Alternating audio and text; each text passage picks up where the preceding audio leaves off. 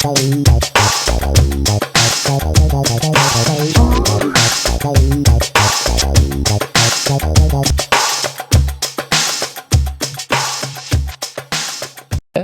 2, 1.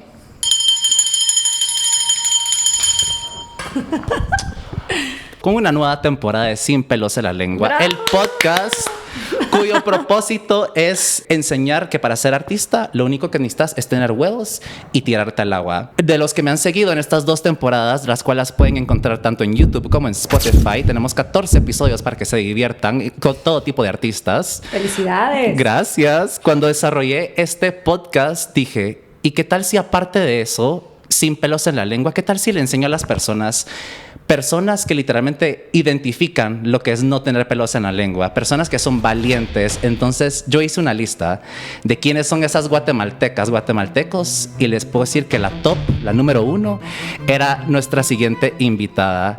Ella es una graduada de Relaciones Internacionales, politóloga, tiene 4 bestsellers, es la icónica, la siempre sexy y polémica Gloria Álvarez. Está en Sin Pelos en la Lengua con Anuel Barrios. Manny, es un gusto estar en este proyecto. Muchas felicidades. Y aparte es tu proyecto con mi nuevo proyecto. Así 2 es. sueños hechos realidad. Y me encanta el nombre que le pusiste, Sin Pelos en la Lengua. Sin Pelos en la Lengua. Porque creo que son pocos los chapines que se salen de la olla de cangrejos y no tienen pelos en la lengua, pero cuando hay un chapín que lo hace, puchica, rompe el estrellato. Absolutely. No, mira, para mí es un sueño. Justo acabo de cumplir 35 años esta semana. ¡Feliz cumpleaños! Gracias. Y te puedo decir, yo dije, yo tengo que tener a Gloria en este podcast. No sé cómo lo voy a hacer, pero finalmente lo logramos. Porque para mí, tú sos una inspiración, sos un modelo a seguir. Y siento que este país necesita más mujeres como tú. Es decir, yo que trabajo, mi cartera como estilista es 99% mujeres. Son mis aliadas, son las que me dan de comer.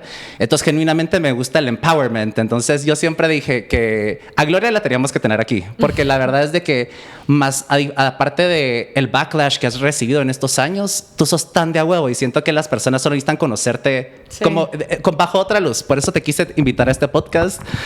Porque la verdad sos de mis antidepresivos favoritos, la verdad. ¡Ay, amo eso! Cada vez de que, te juro, veo una story tuyo o me siento triste, es como me das esa valentía de seguir adelante. O sea, cada quien estamos en tiempos un poco difíciles, pero me gusta que la verdad tú decís las cosas como son y es refrescante. Más mujeres como tú necesitamos, la verdad. Muchas gracias, Manny, precioso. Y te agradezco mucho este espacio porque, en efecto, a lo largo de mi carrera, lo hablaba, por ejemplo, en el conversatorio que tuve en La Marro, está esta impresión de, es que Gloria es una mujer muy dura y entonces como que pareciera no humana porque aguanta tanto y está tan necia en sus cosas.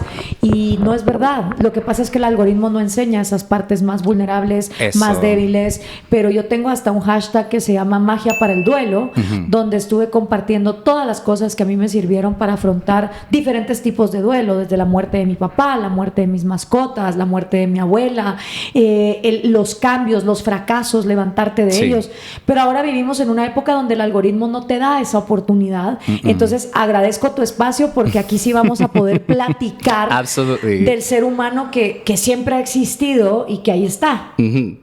No, y por si nos están escuchando en ¿cómo se dice? A través de Spotify, los invito a que vengan a YouTube, porque hoy Gloria está un poco diferente a como lo usualmente vemos. Yo pienso en Gloria Álvarez y yo digo, esta es como una Cameron Díaz, pero más controversial. Siempre pienso que está rubia, con su cabello cenizo, tiene highlights, pero no sé si acuerdan, para que la siguen ahí creo que fue por el 2020 o 2021. 2019, 2020. Ajá. Tú te hiciste un cambio radical. Radicalísimo. Yo solo veo tus stories y de la nada veo que estás con este color de cabello, algo así como el de Roberta de RBD, o ¿cómo se dice? O sea, como cereza intenso. Vamos a ponerle un cherry red. Sí. Nicole Kidman en Moulin Rouge, una cosa así. Ajá. Eso.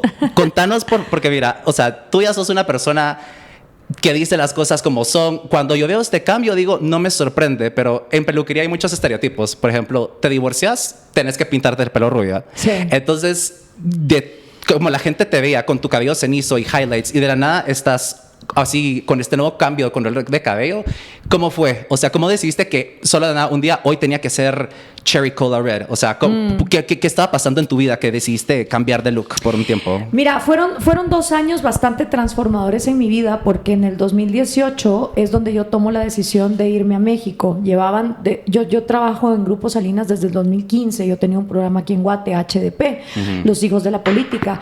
Y todos los años era como, ¿cuándo te venís a México? Y yo no me quería ir porque yo estaba trabajando en el MCN, tenía mi programa en Libertópolis, tenía muchas cosas pasando acá. Cuando ocurre el caso de la CICIG con el MCN y mi equipo y yo renunciamos, yo es donde tomo la decisión de irme de Guatemala. Además, yo estaba en una relación bastante tóxica que no iba a llegar a ningún lado. Sí. Y como que se juntaron varias cosas que te hacen en un momento decir, cuando la vida te escupe y te está pidiendo que por favor hagas una transformación.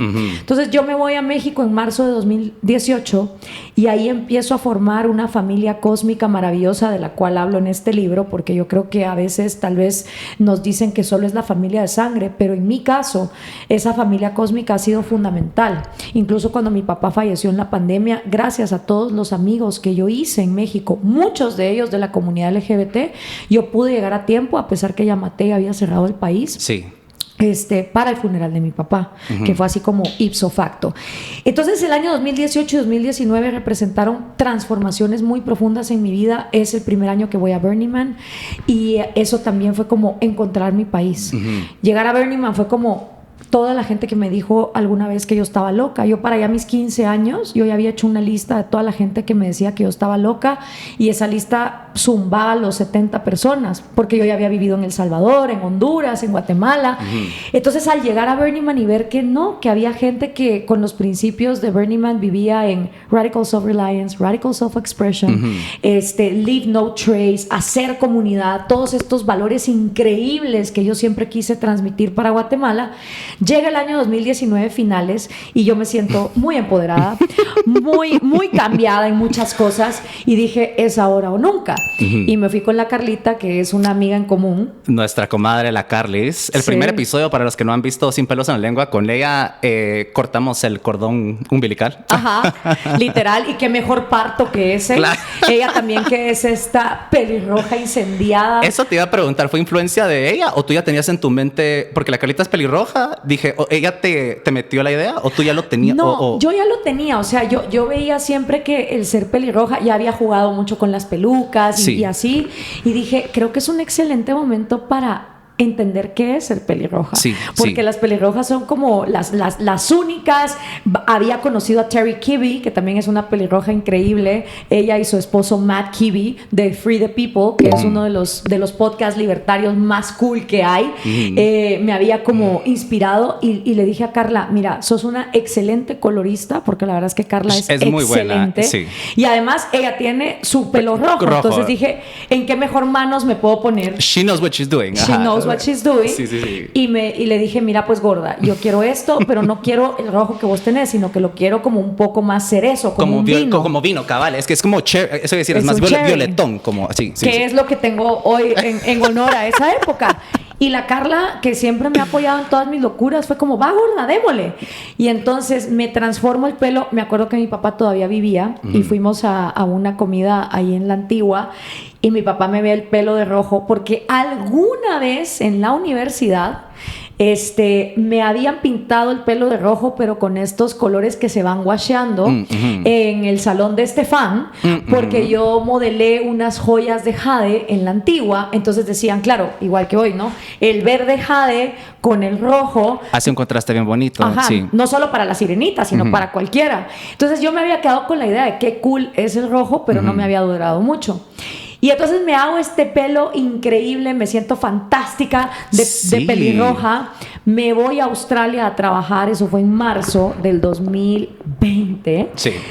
Y cae la pandemia. Y me quedo con el pelo súper incendiado, atrapada en Australia por casi un mes, porque Australia fue de los países que cerró y más heavy.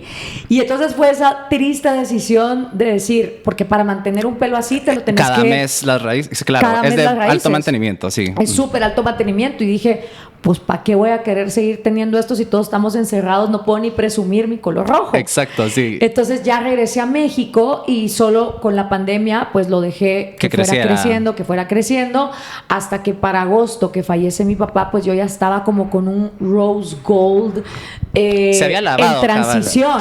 Sí. Y me gustó, fíjate, porque yo como que me preparé para un cambio abrupto sin saberlo. O sea, yo dije, vamos con todo el pelo rojo, y de la nada el mundo se paralizó. Sí. Entonces fue como un momento donde mi pelo me recordaba el weird time que estábamos viviendo. Total. Es que yo pensé de alguna manera como... Yo pensé que fue algo así como... Cayó la pandemia.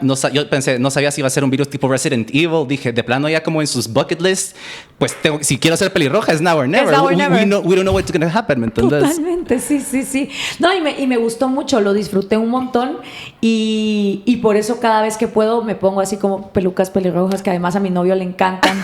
Por ejemplo, para el día de su cumpleaños, él es mexa, pero siempre ha tenido novias güeras y europeas. Entonces yo dije, ay, pues ya una güera le ha deseado una cancha, le ha deseado feliz cumpleaños siempre. Entonces me volví a poner la peluca pelirroja y le dije, bueno, pues para que sea un poco distinto, este año una pelirroja te desea happy birthday.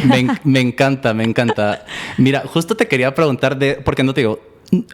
Cuando una mujer hace este tipo de cambios, la admiro porque es un cambio radical, ¿me entiendes? Sí. Es salirte de tu zona de confort, y tú pues claramente siempre has estado fuera de tu zona de confort. O sea, los últimos 15 años has estado en el ojo público, siempre defendiendo tus ideas.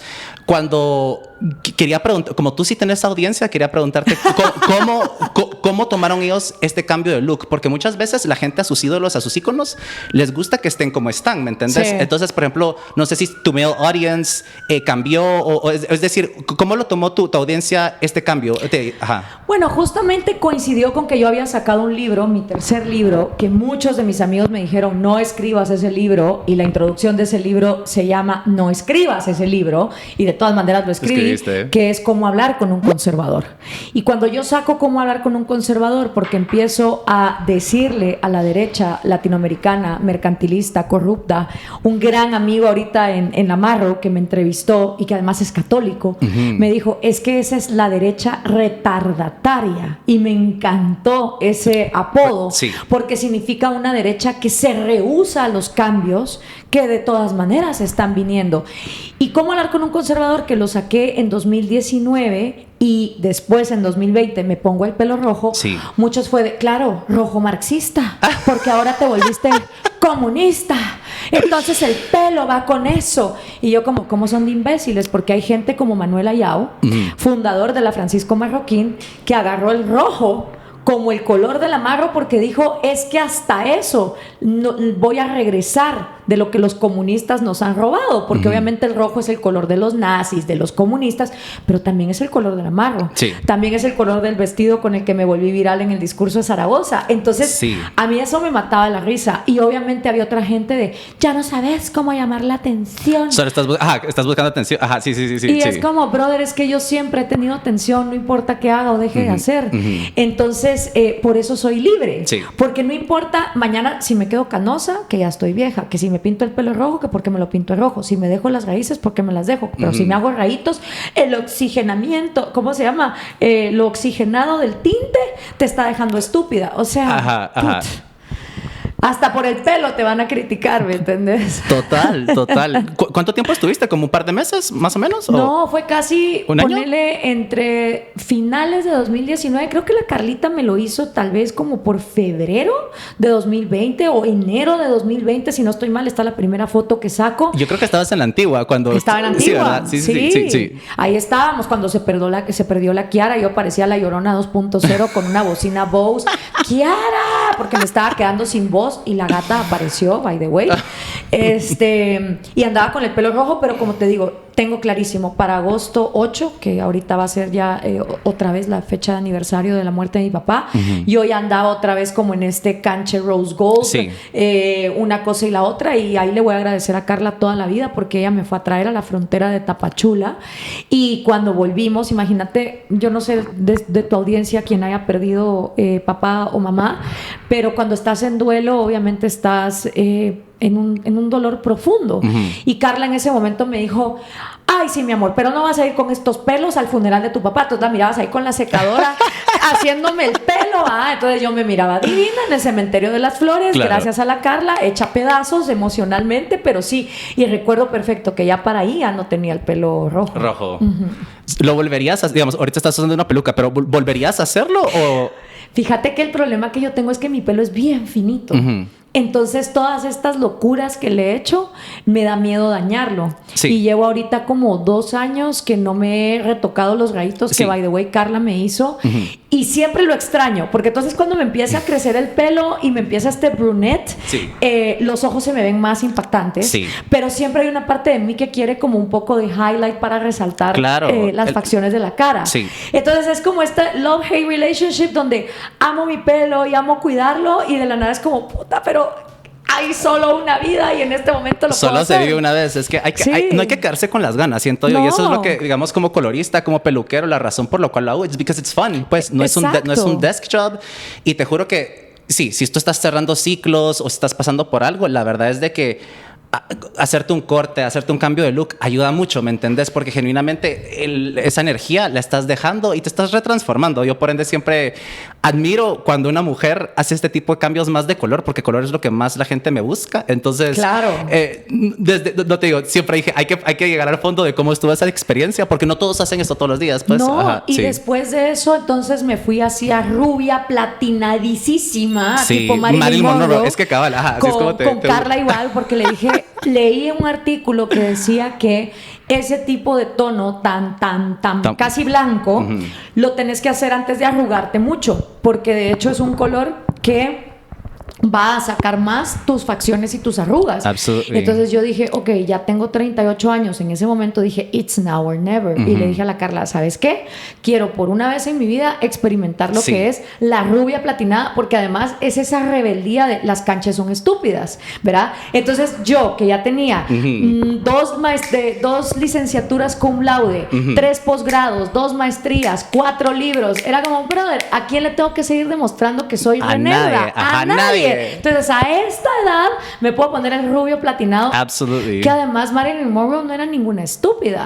Se leía unos tochos de libros y fue esposa de Miller, que fue uno de los intelectuales más maravillosos que hubo en Estados Unidos. Entonces, siempre para mí ha sido revelarme con que la belleza y la rebeldía no son enemigas de la inteligencia. Al contrario, son tremendas aliadas, ¿no? Claro que sí, completamente. Yo siempre digo, there's a time and place for everything. Y sí, la verdad yo siempre le digo a la gente, o sea, anímense, o sea, aunque sea solo por un momento, unos días, cualquier cosa te puedes volver a pintar el pelo tu color later, pero no te quedes con las ganas. Entonces, la verdad, admiro que lo hayas hecho porque there's a time and place for everything. Entonces, me alegra de que no te quedes con las ganas, pero eso es tanto de ti, pues. Y hacerlo con gente que realmente te quiere, ¿me entiendes? Y que va a cuidarte, profesionales como Manny o como Carla, porque, por ejemplo, Carla siempre ha usado el volumen más bajo para hacerle el menor daño a mi pelo, aunque nos tardemos más. Y siento que mucha gente se desgracia su pelo, su piel, por querer resultados rápidos y porque no tengo tiempo, y al final pasan estos desastres de la estética y capilares que no son necesarios. O sea, lo podés hacer bien hecho, y la paciencia, mira, para mí siempre ha sido una virtud en todo. Sí. Sí. Te admiro, no, la verdad es que te admiro muchísimo y gracias por ponerte esta peluca el día de hoy. Es que eso me encanta. Esto es commitment. Era para regresar a esos momentos. No, es que a mí, me encantas mucho. Me encanta mucho tu energía. Y de la misma manera, ahora tu energía, tú siempre has sido comunicadora en las redes sociales, pero creo que desde hace 2 años también ya tenés tu podcast que se llama Red Pill Nation. Red Pill Nation, sí. Contame un poco sobre Red Pill Nation, porque al final, siento, mira, a los dos nos pasó que el nombre de nuestros podcasts, pues lamentablemente ya estaban, o sea, sin pelos en la lengua, si buscan, ya hay otros 5 podcasts con el nombre. Por ende le puse con Anuel Barrios, es decir, y a la manera en que lo escribo y todo. Creo que había otro que ya se llama Red Pill. Sí. Entonces, contame un poco sobre este rollo. Porque mira, más siendo tú comunicadora de la 949 y de que ahora, digamos, de la radio, ahora estamos más como con los podcasts independientes.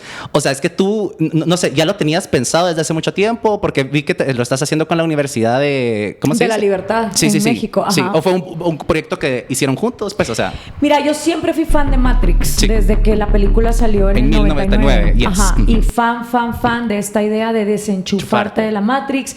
Y no tenía idea que el término Red Pill había sido usado por el movimiento Incel. No sé si lo has hablado aquí en tu podcast, pero es este movimiento de la machósfera.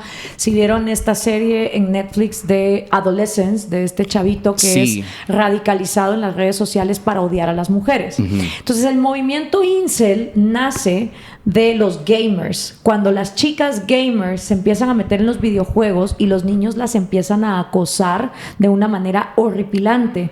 Y de lo gamer se pasa a el movimiento MAGA, se pasa a Anonymous y empieza a haber células incel que tienen como dioses a criminales como Andrew Tate. Y hay ahora un documental en Netflix que se llama Inside the Manosphere, que se van adentro de la vida de estos influencers, los machos. Yo lo vi que lo sigue al chavo, el musculoso. El musculoso. Sí, que cuando se apaga la cámara es un hijito de mami y entonces él hasta dice, es que si mis escuchas creen lo que yo digo, pendejos ellos, porque yo no soy así. Entonces se está radicalizando, por eso es que ahora estamos hasta hablando de si las mujeres somos tan idiotas que no deberíamos de votar. Y este movimiento, sin yo saberlo cuando empecé Red Pill Nation, había agarrado la metáfora de Red Pill para decir que todo hombre se tiene que meter el Red Pill, abrir los ojos y desenchufarse de la Matrix de que las mujeres lo aman.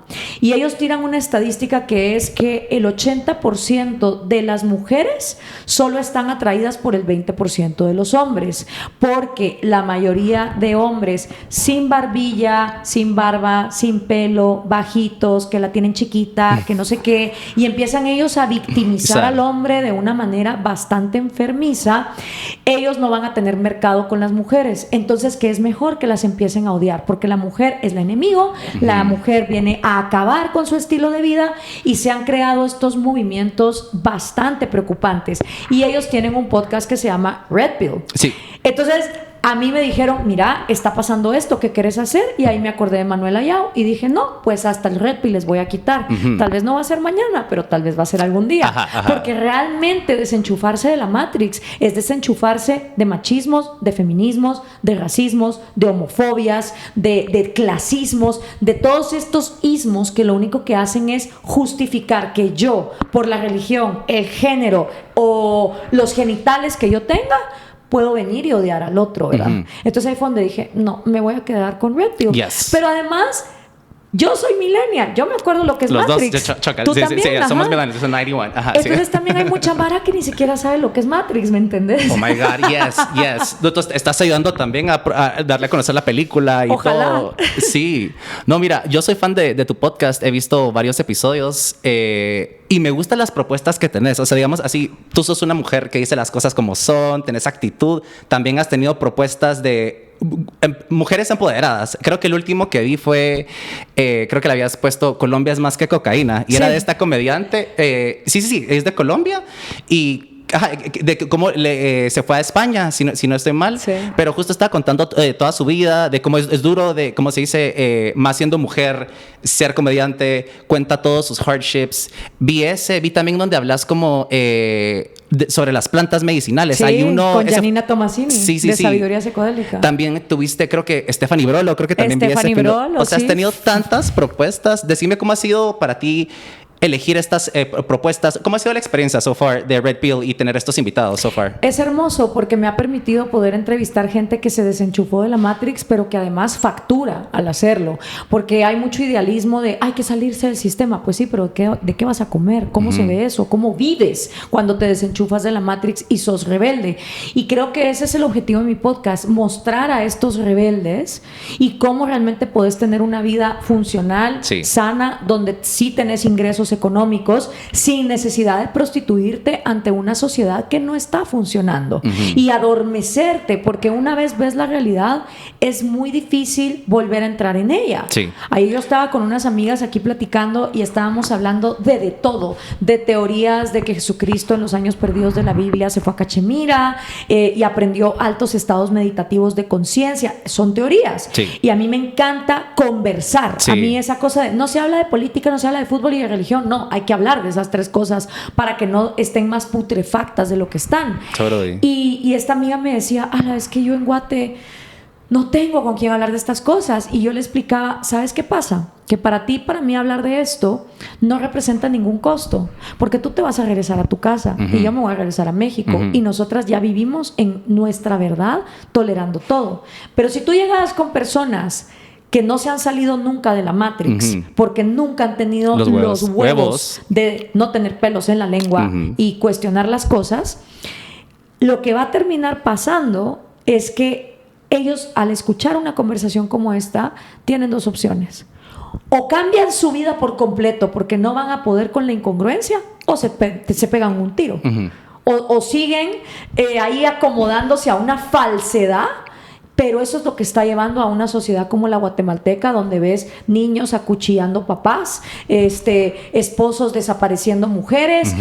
La verdad, o sea, esa putrefacción viene por la necesidad de no quererse cuestionar. Entonces, tener este tipo de conversaciones para muchas personas representa una cuestión de vida o muerte, y por eso no les gustan, y por eso atacan al incómodo. Entonces, yo en mi podcast quise demostrar, hay vida del otro lado. Sí. Sí podés salirte de la Matrix y no te vas a quedar solo. Mucha gente te va a dar la espalda, por supuesto, pero podés generar otro tipo de redes emocionales, económicas, culturales, artísticas. Ese es mi objetivo. No, me encanta. La verdad los invito mucho. Está tanto en YouTube, Spotify. Si no estoy mal, son los dos. Sí, hago cápsulas en todas mis redes también. Me encanta. Y aparte, creo que creo que no es parte de tu podcast, pero otra entrevista que has hecho de la cual me encanta mucho. Tú, nuevamente, yo veo tus stories, así como cuando vi tus stories y veo el pelo rojo de la nada, yo solo veo que Gloria está con el astrofísico, el Dr. Neil deGrasse Tyson. O sea, solo veo una story y yo, Carlita, esto es verdadero, y es como sí. Y quiero hablar de esa entrevista porque creo que una de las últimas veces, yo siempre digo, cuando te puedo ver, que no es muy seguido, la verdad, sos como un cometa, en mi opinión. Cada vez de que tengo la oportunidad de juntarme contigo, la tomo. No importa si es a las 5 de la mañana, a las 3 de la tarde, porque no me queda otra. Pero entonces, creo que de las últimas veces que jangueamos fue... ¿Te acuerdas cuando fuimos a San Marcos para Semana Santa? Sí. Y yo no sabía, pero justo la entrevista que tú tenías después de Semana Santa era la de Neil, ¿verdad? Sí. Mira, me encanta. O sea, esta fue la última entrevista que vi para prepararme para esta entrevista.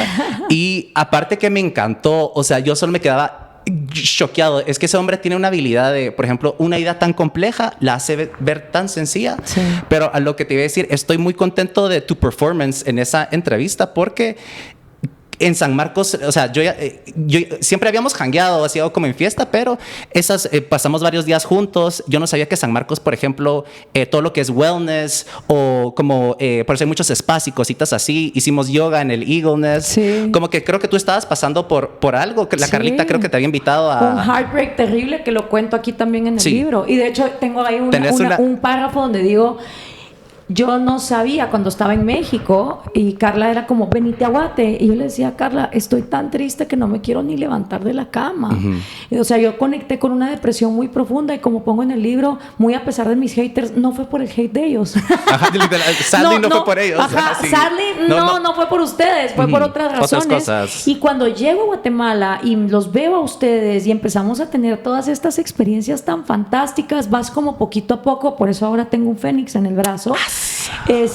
recuperando ese power, porque cuando yo estaba en México yo decía, madres, en como 3 semanas tengo que estar en Nueva York, en el planetario. Sí. Y además fue algo que yo me conseguí. Eso te iba a decir. O sea, ¿tú ya hace ratos estabas buscando esa entrevista o, digamos, con tu manager? Ajá. Yo había conocido a Neil deGrasse Tyson en el Festival de las Ideas. Esa es una de las cosas fantásticas que tiene México. Tenés acceso a unos cerebros brillantes que tristemente a Guatemala no llegan porque no los pagan. Será Bad Bunny, pues ahí sí.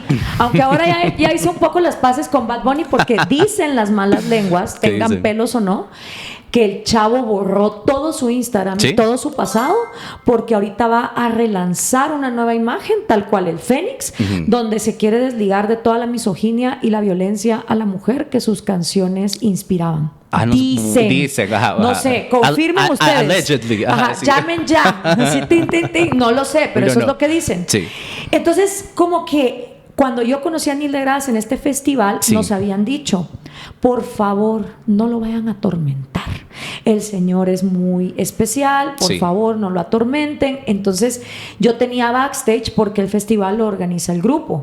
Y a través de ese backstage he conocido a gente como Esther Perel, Yuval Noah Harari, Steven Pinker, o sea, unos cerebros fantásticos.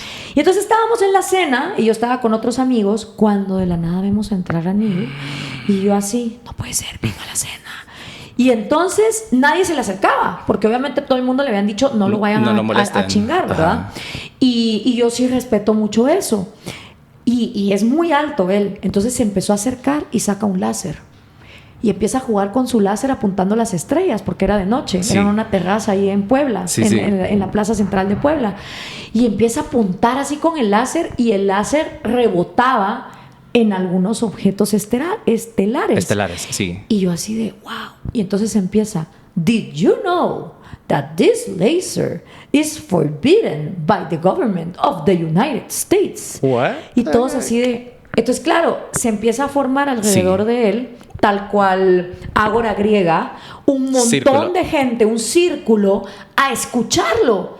Y nos empieza a hablar del cosmos y de esto y de lo otro. Y yo como que levanté la mano y le hice un par de preguntas. Y me acuerdo que ahí dije, este hombre es súper accesible.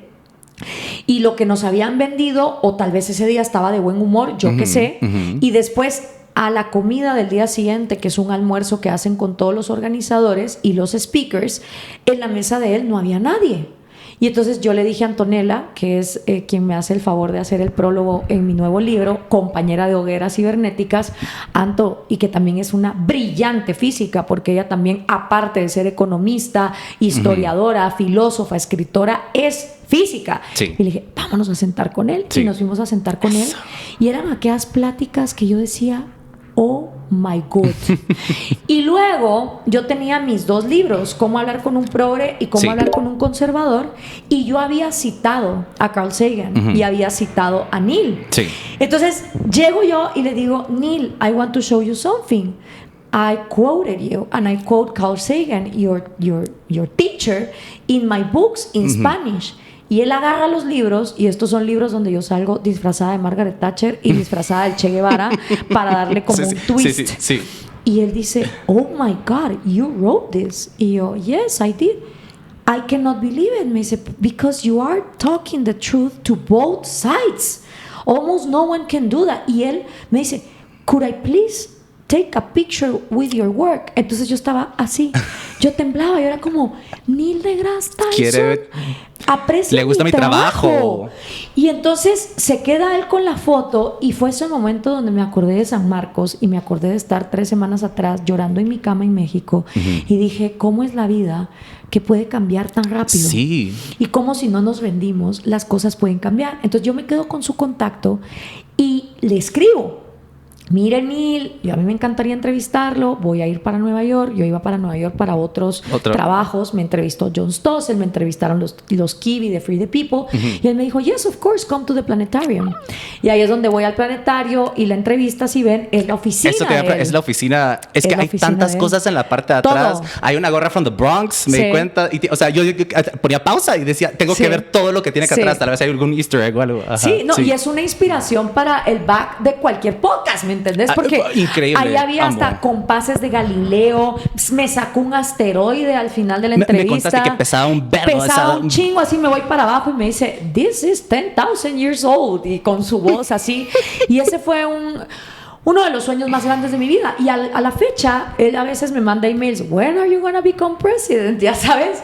Y yo sé que si algún día yo llego a ser presidente, yo cuento con la asesoría de Neil deGrasse Tyson, que es uno de los cerebros más increíbles de este planeta, pues, literal. En cuanto a ciencia, evolución, imagínate lo que eso le haría a la nutrición de este país. Y a la educación de nuestros niños, ¿verdad? Sí. Entonces esas son cosas que la gente poco conoce porque el algoritmo no lo muestra. Que es bien triste, no es que yo no lo exponga, está ahí, pero pues el algoritmo decide que es mejor otras cosas, ¿va? Sí, no, mira, estoy orgulloso de tu desempeño en la entrevista, porque lo que te digo, yo sabía que pues fuiste a Semana Santa con nosotros, estabas en una depresión y mira, la pasamos alegrísimo, la verdad, o sea, y no sé si te acordás, pero justo terminando Semana Santa el domingo, todavía pasamos una última noche gracias a ti en la Antigua, sí, y creo que estábamos en el... creo que fue el Bar del Gato, si no estoy mal. Sí, pero no sé si te acuerdas, pero éramos un grupo bien grande y tal vez no todos nos conocíamos, entonces jugamos este juego de que era cuál era la canción número 1 cuando tú naciste y ver si esa canción iba con tu perfil, ¿me entendés? Total. Do you remember cuál era la canción que estaba en number 1 cuando tú naciste? ¿Te acuerdas? Era, si no estoy mal, o la de Back to the Future. O era una de Everybody Wants to Rule the World, si no estoy mal.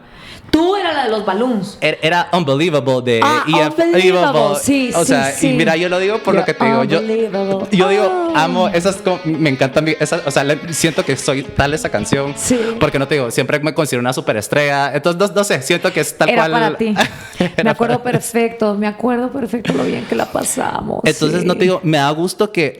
No te digo, yo no sabía que esa era la entrevista que tú tenías post Semana Santa, pero me encantó que si yo y tú, las amistades que hiciste, que si logramos sanar esa depresión o que te sintieras otra vez empoderada, me encantó, porque siento que la pasamos, la risa cura un montón de cosas. Entonces me encantó de que tuviste esa semana o esos días para prepararte para la entrevista y lo hiciste re bien, amiga. O sea, gracias. Y si yo pude haber contribuido con mi 1%, no sé, me encantó. No, sí. Y fue bien bonito porque hay una parte de esa entrevista donde él habla de lo magnífica que es la vida. Él dice, religious people believe that atheists do not value life.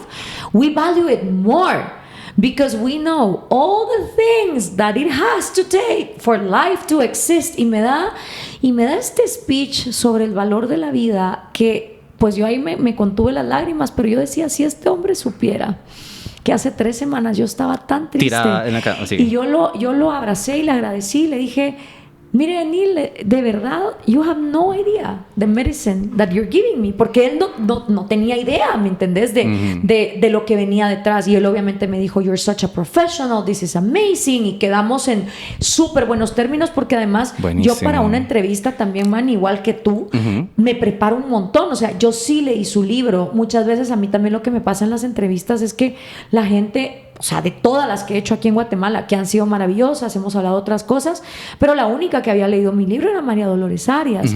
Entonces, eso también hace que sea muy difícil que la gente te conozca cuando hasta los medios que te están dando exposición no leen y no conocen tu trabajo o no conocen a la persona. Total. Y yo con Neil, pues sí me leí este libro, Cosmic Perspectives on Civilization, que es fantástico, con unos ejemplos increíbles y esas cosas en Guate no se conocen. No, mira, o sea, la verdad fue increíble, les recomiendo muchísimo. Está ahí en tu canal de YouTube y al final tenés tantos videos que tú sos una comunicadora excelente, la verdad. Eso siempre, por algo estás hoy en día, pues, donde estás en este momento. Tenés 4 bestsellers, incluyendo el más reciente que se llama Cómo defender la libertad y no suicidarte en el intento. Yo me acuerdo, pues esta semana tuve he convivido contigo. Creo haber escuchado que habías dicho que tu editorial no quería, la que usualmente habías hecho los 3, no quería publicar este libro. ¿Por qué fue que no lo quería publicar? ¿Es por el título, el contenido o cuál fue el...? La razón que me dieron, y fue también una manera muy Yo escribo el libro, no le dije a nadie, iba a entrar a Burning Man, y antes de entrar a Burning Man se lo mando a mi editorial y les digo, miren, he estado trabajando en esto, creo que se viene una ola de polarización, de extremismos, me preocupa mucho cómo esta juventud se está suicidando, está cada vez más ansiosa, está más depresiva, como ahora ya no estamos en la era de la posverdad nada más, estamos en la era de los possentidos. Pueden agarrar tu cara, ponerla en un contexto pornográfico o ponerle un speech de algo que nunca dijiste a través de la inteligencia artificial. Ya no vamos a ni siquiera poder creer lo que nuestros ojos y nuestros oídos nos están mostrando. Entonces esto no es solo la historia de cómo Gloria le hizo contra el ciberacoso, es una carta de amor a una juventud que está pasando un momento bastante complicado mientras los papás, los maestros, los gobiernos se están jalando de los pelos y no saben qué hacer. Sí. Entonces les mando el libro, entro en Burning Man y había una estatua de la libertad divina, me acuerdo ese año, y yo todavía dije, ay sí, la Universa me está mandando buenas vibras, este libro sí va a salir, y cuando salgo tengo un email diciendo, muchas gracias Gloria, es un libro bastante pues preciado, pero es muy personal. Y la verdad que en España, porque mi editorial funciona primero en España y luego ya manda la orden para que México, igual que como en la época de la conquista, es México, Colombia, Argentina y Perú, los virreinatos toman la orden y publican para el resto de su región. Y me dijeron, la verdad es que para que la gente lea algo así, tú tenés que ser niveles de famosa tipo Madonna o Messi. Si no sos ese nivel de fama, a la gente no le va a interesar tu historia. Entonces esa fue la razón por la que me dijeron que no. Y todavía me dijeron, ¿por qué no te escribís algo más de política? Yo dije, brother, estamos sobrediagnosticados. Y claro que lo puedo hacer, pero este libro, pues la verdad yo sí quería que saliera, pero en ese momento que una editorial te dice eso, te pones a dudar. Claro. Yo estaba con mi novio y le digo a Mao, ¿será que yo tengo un palito con caca? Y aquí sí puedo decir caca, porque en otros lados he dicho estiércol, pero ¿será que tengo un palito con caca? Y yo creo que es un diamante. Porque a veces a los artistas nos pasa eso. Sí, que como que uno no tiene perspectiva bien de lo que está. Ajá, sí. Y tú así de que es el mejor trabajo de mi vida. Y la gente lo ve y es como, a la madre, eso es una miércoles, ¿va? Total. Y entonces yo le dije, ¿será que es eso? Y me dijo, pues mira, amor, yo lo que te puedo decir es que en marketing la gente le gusta lo safe. Y si tú ya has funcionado, a pesar de tus portadas revolucionarias desde siempre, como el Che, como Margaret Thatcher, por cierto tipo de trabajo, va a ser muy difícil que la editorial se quiera salir de eso. Entonces tú tienes dos opciones, o autopublicas o definitivamente engavetas este proyecto. Y yo te diría, ¿por qué no lo autopublicas? Y entonces hice un ejercicio viendo la película Bohemian Rhapsody, que es la historia de Queen. Sí, y hay una escena donde ellos están en la disquera. Ay, porque la canción dura 17 minutos, que no la quieren y que nunca va a vender y no sé cuál. Ajá, sí. This song is a piece of shit and the commercials y no sé qué, y la gran grita. Y veo yo a Freddie Mercury, por el poder de Freddie Mercury, yo dije, ¿qué sería del mundo si Bohemian Rhapsody nunca hubiera salido? Entonces yo dije, pues tal vez es un palito con caca, tal vez es un diamante, no lo sé, pero es el libro que a mí me hubiera gustado tener cuando yo estaba atravesando por lo que estaba atravesando. Claro. Y entonces, ya que dije, me voy con toda, me atreví a escribirle a Ricardo Arjona, le mandé el libro, me atreví a escribirle a Jorge Ramos, le mandé el libro, obviamente a Antonella.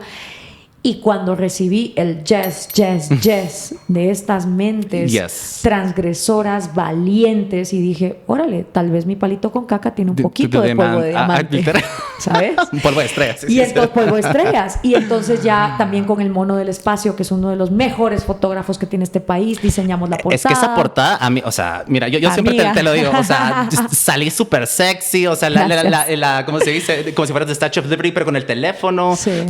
¿Crearon juntos el concepto? ¿Ya lo tenías pensado? Sí. Se me vino a la mente, de hecho, en un avión, mucho antes de terminar el libro, yo estaba en un vuelo y fue así de que, ya sé, tengo que escribir un libro, tiene que ser sobre ciberacoso, tal, soy la Estatua de la Libertad, quiero tener un teléfono, el teléfono chorrea sangre, demostrando la violencia digital que ocurre cuando eres mujer.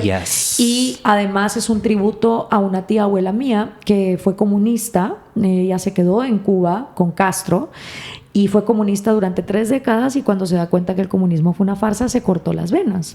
Entonces también es un mensaje de el peligro de cómo las ideas incorrectas nos pueden llevar a realidades nefastas y sumamente tristes, y de una familia que yo nunca conocí. Entonces tiene mucha simbología esa portada, mucha. Y el que solo se queda con que ay, pero es que se le ven las tetas, es como, brother, si eso es lo único que puedes ver, este libro no es para ti. ¿Me entendés? Es hasta con eso que va para allá. Y así fue como se me ocurrió cómo defender la libertad. Y desde que lo saqué en absoluto desapego, Manny. Yo dije, aunque no lo lea ni Dios, me da igual. Y hoy por hoy es un Amazon bestseller que he presentado en la Feria del Libro de Guadalajara, en la FIL de Guatemala. Se tradujo al portugués gracias a las Lolas, que es Ladies of Liberty Alliance en Brasil. Yo estaba, y todo ha sido por pura coincidencia. O sea, yo estaba en Brasil con mi novio, celebrando Año Nuevo, y me llaman las Lolas, que es una organización internacional fantástica de feministas libertarias, free markets and free women. Y me escriben y me dicen, Gloria, queremos trabajar tu libro, queremos hacerlo en portugués, queremos que vengas a Río, que vengas a Sao Paulo en estas vacaciones que tenés. Entonces, de la nada, mi libro estaba en portugués, lo traduje al inglés. Yo hice el audiolibro, fui al estudio y todo me lo grabé yo, porque hasta me ofrecieron de que inteligencia artificial y les dije que no. Fui a Bolivia también gracias a Ladies of Liberty, y en Bolivia se vendieron otro montón de copias. Ahora voy para el Miami Book Fair. Entonces decís, ¿cómo es posible que algo que pudo haberse quedado engavetado me ha dado todo esto? Pero eso ni siquiera es lo más importante. Lo más importante es que a donde he ido se me han acercado personas que nunca me hubiese imaginado, estandartes de la fortaleza, y que lo han leído y me dicen gracias, porque yo también he contemplado pensamientos suicidas, porque yo también he pasado por una profunda depresión. No sabes lo que tu libro me ayudó con mi hijo, no sabes lo que tu libro, gente que me ha abrazado y me ha dicho, yo estaba a punto de tirar la toalla y cerrar mis redes, y gracias a ti no lo estoy haciendo. Porque a mí lo que me duele, Manny, de cómo me maltratan a mí, es que las niñas y las adolescentes vean eso y digan, ¿para qué me voy a meter? ¿Para qué me voy a meter? ¿Para que me traten así? Mejor me callo. Y si más chavas se callan y más chavas se hacen para atrás porque a mí me trataron así, entonces vamos a perder la libertad en este mundo. Y mi idea con esto es decir a las mujeres, miren mucha, las van a hacer miércoles, se vean como se vean, gordas, flacas, viejas, jóvenes, porque yo cuando era joven, que porque era muy patoja, que ahora porque estoy vieja, que si estás casada, que estás mal cogida, pero si estás soltera, entonces es una puta. Y no importa como mujer, porque a los hombres no les hacen lo mismo. A los gays obviamente sí, pero ese es otro tema. Pero yo no veo que la gente diga, ay, es que Trump hizo lo que hizo porque la tiene chiquita. O Elon Musk hoy amaneció más panzón, entonces se la pasa muy mal. Y de verdad hay un doble estándar muy hipócrita. Completamente, sí.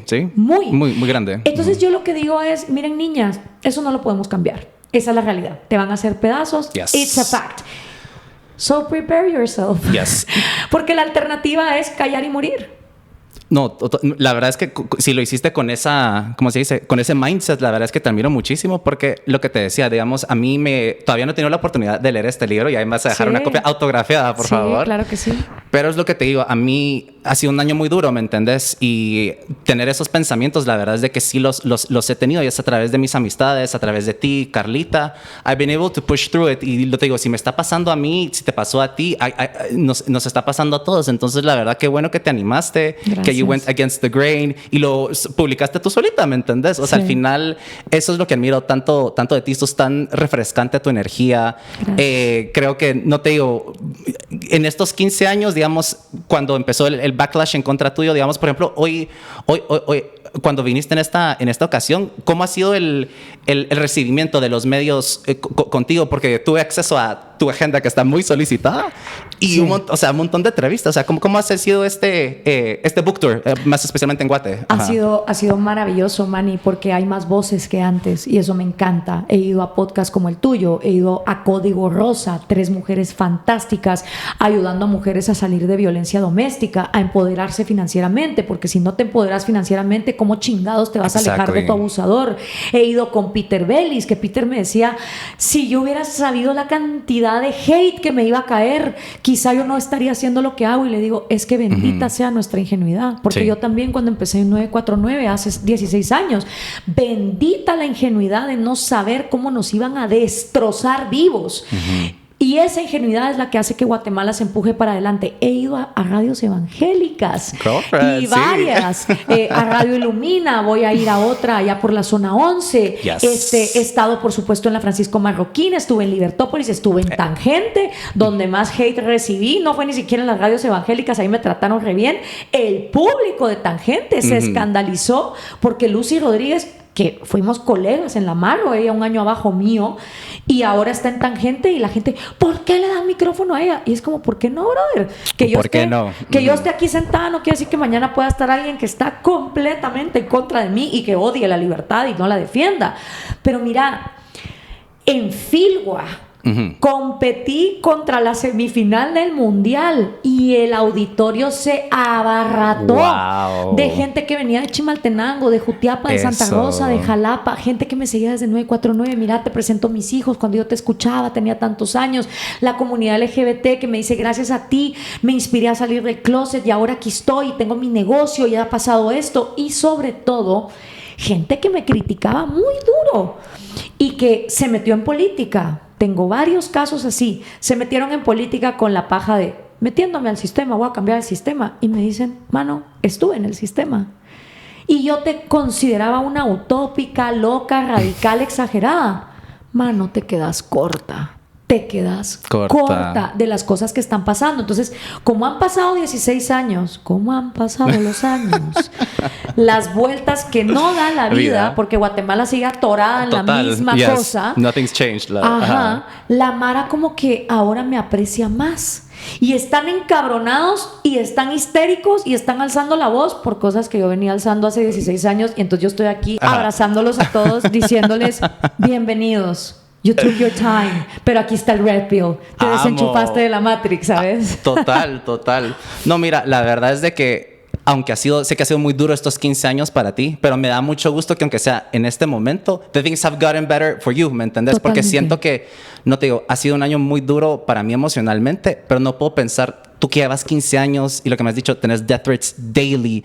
Entonces, yo admiro mis huevos, pero no tengo tus huevos todavía. Todavía estoy como trying to get there, pero no voy. Por eso es de que estoy...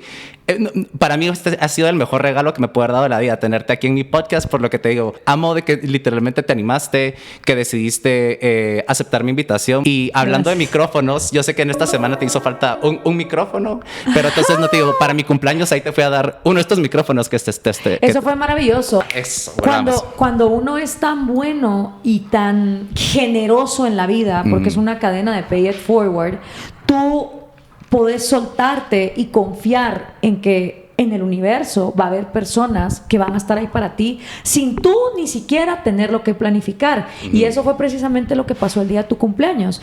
Yo estaba expuesta a ser la única mujer en un debate con candidatos, con militares, con influencers, con doctores, donde honestamente yo no conocía a la mayoría.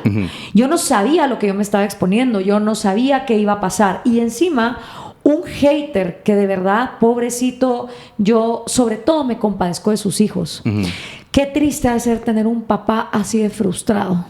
Y mira que yo tuve uno que era bien complicado, pero que invierta sus cámaras, su micrófono, el poco poder que le queda, porque la verdad es que todo el mundo lo ha abandonado y él no tiene las plataformas por sí solito como para salir adelante, y haya despotricado en mi contra de una manera tan misógina, y no solo en mi contra, en contra de todas las mujeres de Guatemala, porque incluso hasta dijo quiénes sí merecían semen y quiénes no merecían semen. A ese nivel de maltrato misógino llegó la cosa. Y entonces él había prestado unos micrófonos inalámbricos para este evento. Y sin yo conectarlo, me dice Carla, pero espérate, Manny tiene los micrófonos del podcast. Y le digo, puchica, ¿y será que funcionan? No funcionan, pero yo no sabía si tus micrófonos eran circulitos. Yo no sabía de cuáles eran. Y entonces, Manny, y tú como, girl, I got you. Y además fue maravilloso, porque los tuyos eran de cable. Entonces, como una serpiente. You can play around with them, totalmente. I can play around with them. Y quedaba evidenciado en este debate que los de él, que eran inalámbricos, no eran los que estábamos usando. Entonces hasta eso fue maravilloso, porque si los tuyos hubieran sido inalámbricos o los de él de cable, pues también. Pero así de lindo funciona el universo cuando uno tiene congruencia, porque yo no tengo por qué estar utilizando ni el espacio ni los favores de nadie que me agreda de esa manera, y saber que tenés una familia cósmica de la cual hablo tanto en este libro, que always has your back. Ojalá sea oportunidad para que otros se atrevan y se den cuenta que del otro lado hay vida, hay esperanza, hay amor, hay salud, hay amigos, hay finanzas también. No, Gloria, la verdad es de que muchísimas gracias por el tiempo el día de hoy. Cualquier día que necesites un micrófono, ahí voy a estar. Y no te digo, me encantó de que yo soy de pocos amigos, pero no te digo, para hacer el día de mi cumpleaños, y si a mí siempre me encanta poder ayudar. Y si con ese micrófono te ayudé a tomar otra vez el control de tu narrativa o de tu voz, pues energéticamente, whenever you need a microphone, ahí voy a estar yo. Que además son estos, entonces ya están súper bendecidos. Sí, te los puedes amarrar así alrededor.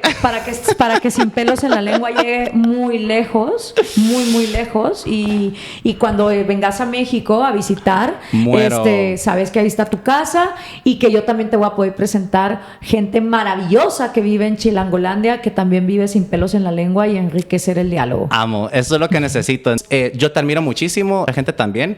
Y si algunos no te han dado la oportunidad de conocerte, espero que este podcast haya sido algo diferente, que te vean bajo otra luz, de que antes de juzgarte, just maybe take a time to get to know you, ¿me entendés? Totalmente. Ajá. Sí, y si no, pues por lo menos que se vean un video donde me pueden odiar en rojo. Literal.